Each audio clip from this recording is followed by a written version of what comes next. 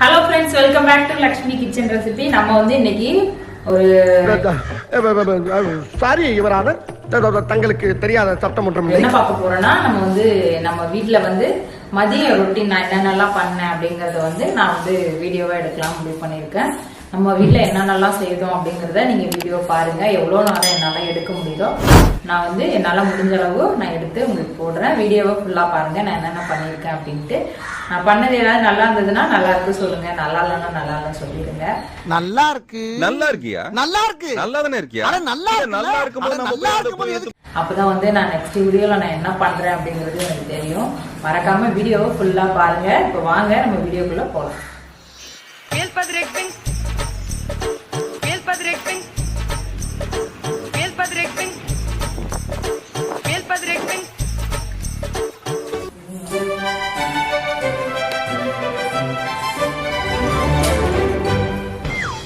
Cleaning time. மெல்ல மெல்ல என்ன செவருக்கு வலிக்கும். ஏமா தோணும்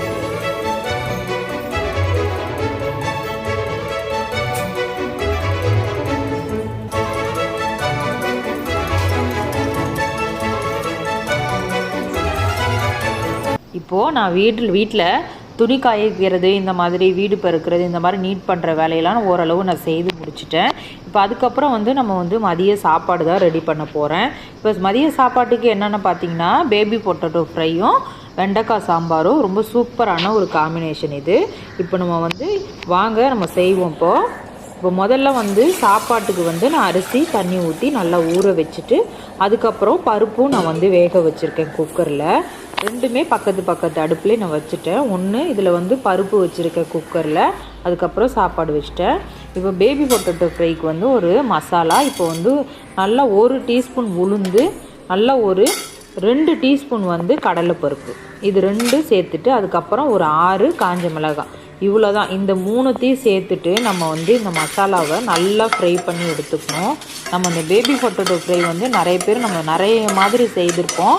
இதே மாதிரி செய்து பாருங்கள், ரொம்ப சூப்பராக இருக்கும். மசாலா நல்லா சாம்பாருக்கு சாப்பிடும் போது சூப்பராக காம்பினேஷன் இது. இப்போ நல்லா ஃப்ரை ஆகிடுச்சு பாருங்கள். இதை நம்ம மிக்ஸி ஜாரில் மாற்றி நல்லா பவுட்ரு பண்ணி எடுத்துப்போம். இப்போ அதுக்கப்புறம் நம்ம அதே கடாயை வச்சு தாளிக்க ஆரம்பிச்சிடலாம். இப்போ பாருங்கள், நான் இதை வந்து மிக்ஸி ஜாரில் மாற்றிட்டேன். இப்போ இதில் ஒரு 2 டீஸ்பூன் மட்டும் ஆயில் சேர்த்துக்கலாம். சேர்த்துட்டு இப்போ இதில் கொஞ்சமாக கடுகு வந்து நம்ம சேர்த்துப்போம். கடுகு சேர்த்துட்டு கடுகு பொரிஞ்சதுக்கப்புறம் உளுந்தும் கடல் பருப்பு, இது கொஞ்சம் நம்ம தாளிக்கிறதுக்கு சேர்ப்போம் இல்லையா, அந்த அளவு வந்து இதில் கொஞ்சம் சேர்த்துட்டு அதுவும் நல்லா பொரிய விடணும். இதே மாதிரி காம்பினேஷனில் செய்து பாருங்கள், ரொம்ப சூப்பராக இருக்குங்க பேபி பொட்டேட்டோ ஃப்ரை. இப்போ நார்மலாக நல்லா நம்ம வீட்டில் இருக்கிற பொட்டேட்டோ கூட சேர்த்துக்கலாம். இப்போ வந்து இதில் கொஞ்சமாக வந்து சீரகம் சேர்த்துருக்கோம். இதுவும் நல்லா பொரிஞ்சதுக்கப்புறம் இதில் ஒரு காஞ்ச மிளகாய் கிள்ளி இந்த மாதிரி சேர்த்துட்டு, கூடவே கொஞ்சம் கருவேப்பிலையும் சேர்த்துக்கலாம். இப்போ சேர்த்துட்டு நல்லா பொரியணும். நல்லா கரண்டியால் இந்த மாதிரி ஒரு நிமிஷம் மட்டும் இந்த மாதிரி கிளறி விட்டுட்டு நல்லா இது பொரியணும். அந்த அளவுக்கு நல்லா இந்த மாதிரி கிளறி விட்டுட்டு, இப்போ நம்ம வேக வச்சு உரித்து வச்சுருந்தோம் அந்த கிழங்கு, இப்போ அதை வந்து இதில் சேர்த்துக்கலாம். இந்த சின்ன அதாவது அதாவது குட்டியாக இருக்கும் இந்த உருளைக்கிழங்கு, ரொம்ப சூப்பராக இருக்குங்க சாப்பிட்றதுக்கு. நான் வந்து ஆல்ரெடி வேக வச்சு தோல் உரித்து வச்சுருந்தேன். இப்போ வந்து அதையும் சேர்த்துட்டு நல்லா மிக்ஸ் பண்ணி விட்டுறலாம். ரொம்ப ஈஸியான ஒரு ஃப்ரைன்னு சொல்லலாம், சீக்கிரமாகவே செய்திடலாம். இப்போ வந்து இதுக்கு என்ன பண்ண போகிறோன்னா, கொஞ்சமாக எல்ஜி பெருங்காயம் கொஞ்சமாக சேர்த்துக்கலாம், ரொம்ப வேண்டியில்லை, கொஞ்சமாக சேர்த்துட்டு இப்போ இதுக்கப்புறம் நல்லா மிக்ஸ் பண்ணி விட்டுட்டு, நம்ம பவுட்ரு பண்ணி அரைச்சோம்ல மசாலா, அதை வந்து இந்த ஸ்டேஜில் வந்து நம்ம சேர்த்துக்கலாம். இப்போ சேர்த்துட்டு நல்லா வந்து இப்போ கலந்து விட்டுறலாம். இப்போ இதில் வந்து நம்ம வந்து ஒரு 6 காஞ்ச மிளகாய் தான் சேர்த்துருக்கோம். இப்போ உங்களுக்கு காரம் வேணும்னா இன்னும் கொஞ்சம் கூட போட்டுக்கலாம், அப்படி இல்லைன்னா அப்படியே கூட விட்டுடலாம். எனக்கு கொஞ்சம் காரமாக வேணும், அதுக்காக நான் ஒரே 1 டீஸ்பூன் மட்டும் இதில் கொஞ்சமாக மிளகாய் பொடி, தனி மிளகாய் தூள், இது இப்போது நம்ம வந்து அது 1 டீஸ்பூன் வந்து நம்ம இதில் கொஞ்சமாக நான் சேர்க்க போகிறேன். இங்கே பாருங்கள், ஏன்னா நல்லா ஸ்பைஸியாக இருக்கும் சாப்பிட்றதுக்கு, அதுக்காக வேண்டி நான் கொஞ்சமாக வந்து 1 டீஸ்பூன் போல் காரப்பொடி சேர்த்துட்டு நல்லா மிக்ஸ் பண்ணி விட்டுக்கலாம். இவ்வளோ தாங்க இப்போ வந்து இதில் உள்ள ப்ராசஸ்ஸு. இதுக்கு வந்து நம்ம ஒரே ஒரு விஷயம் மட்டும்தான் நம்ம ஆட் பண்ணணும், கொஞ்சமாக வந்து உப்பு சேர்க்கணும், லாஸ்ட்டாக கொத்தமல்லி சேர்த்துக்கலாம். ஆனால் என்கிட்ட இல்லை, நான் சேர்க்கலை. இப்போ பாருங்கள், கொஞ்சமாக உப்பு மட்டும் இதில் கொஞ்சமாக சேர்த்துக்கலாம். சேர்த்துட்டு நல்லா மிக்ஸ் பண்ணி விட்டுக்கலாம். இப்போ சேர்த்துட்டு இப்போ நல்லா மசாலாலாம் நல்லா ஃப்ரை ஆகிற வரையும் நம்ம ஃப்ரை பண்ணி எடுக்க வேண்டியது தான்.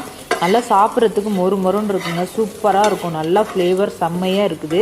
இப்போ இதில் நீங்கள் கொத்தமல்லி தழை இருந்தால் கூட கொஞ்சமாக சேர்த்துக்கோங்க. இப்போ இதுக்கப்புறம் பாருங்கள், நான் பக்கத்து அடுப்புலேயே நான் பருப்பு வேக வச்சுருந்தேன் இல்லையா, அது வந்து நான் வெண்டைக்காய் வச்சுட்டு சாம்பார் செய்துட்டேன். ரொம்ப சூப்பராக வந்திருக்குங்க சாம்பார் கூட. வெண்டைக்காய் சாம்பாரும் பொட்டேட்டோ ஃப்ரையும் சூப்பராக இருக்கும். இந்த காம்பினேஷனில் செய்து பாருங்கள், ரொம்ப அருமையாக இருக்கும். இப்போ பாருங்கள், சாதம், பொட்டேட்டோ ஃப்ரை, சாம்பார் இது 3ம் நான் ரெடி பண்ணிட்டேன் மதியம் லஞ்சுக்கு. இப்போ நானும் பசங்களும் சேர்ந்து சாப்பிட்டுட்டு அதுக்கப்புறம் பார்ப்போம்.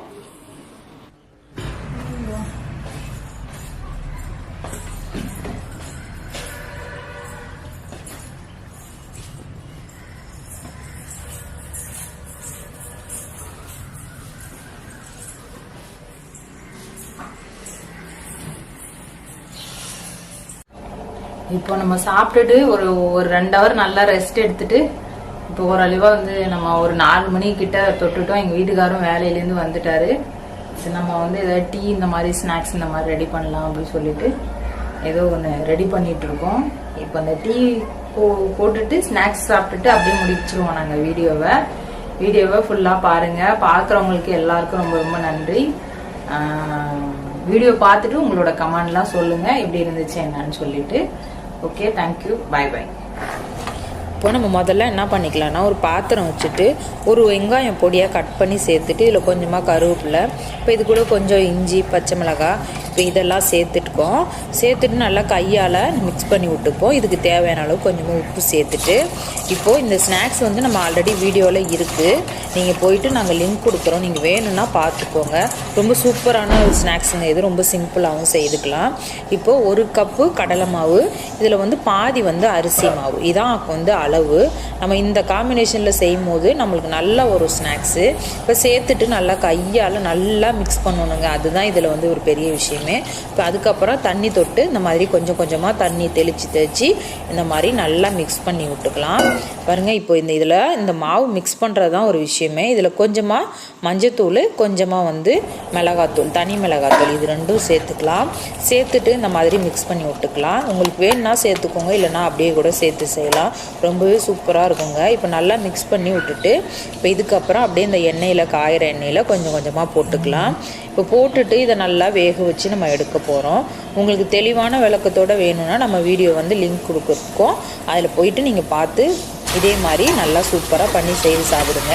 ரொம்பவே சூப்பராக இருக்குங்க, ரொம்ப சிம்பிளாக குயிக்கான டயத்தில் நீங்கள் செய்திடலாம். இப்போ நான் இதை செய்துக்கிட்டே டீயும் போட்டுட்டேன்.